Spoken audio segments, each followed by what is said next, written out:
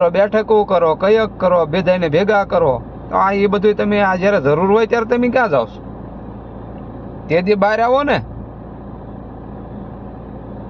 તો ત્યારે તો તમે સાના માના બેહો. તો અત્યારે ખાસ જરૂર છે.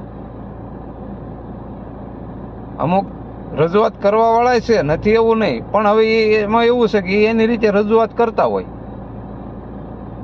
પણ જે ખાસ રજૂઆત કરે એવા નેતાઓ છે, એ લોકોને મારે નમ્ર વિનંતી છે કે તમે સરકારમાં છો, સરકારમાં રજૂઆત કરો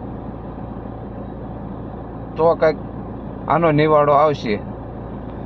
કારણ કે બધે પશુપાલકોનું જ શોષણ થાય છે, એ તો તમને બધાને ખબર જ છે. કોઈ પણ બધી સંઘવાળા છે બોનસ આપે છે વર્ષે, બધા પશુપાલકોને બોનસ આપે છે.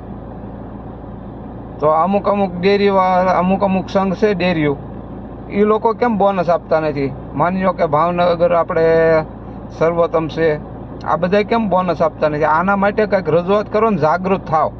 સમાજને જાગૃત થવાની જરૂર છે. કારણ કે આ લોકો શોષણ જ કરે છે આપણું,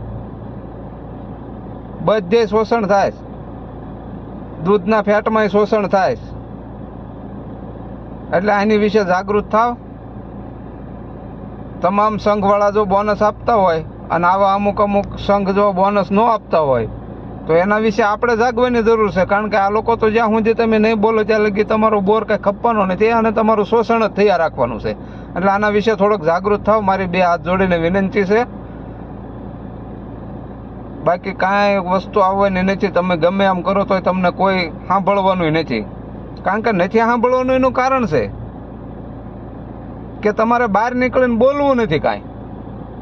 એટલે નથી બોલો, નહીં બોલો ત્યાં લગી તો કોઈ વસ્તુ તમને કોઈ દેવાનું જ નથી, કોઈ ઘરે દેવા આવવાનું નથી. કોઈ એવો સારો માણસ નથી કે તમને ઘરે આવીને દેવા આવશે. એટલે વધુ તો નથી કહેતો, પણ એટલી વાત કહી અને જય ઠાકર, જય દ્વારકાધીશ. જો હાશી લાગે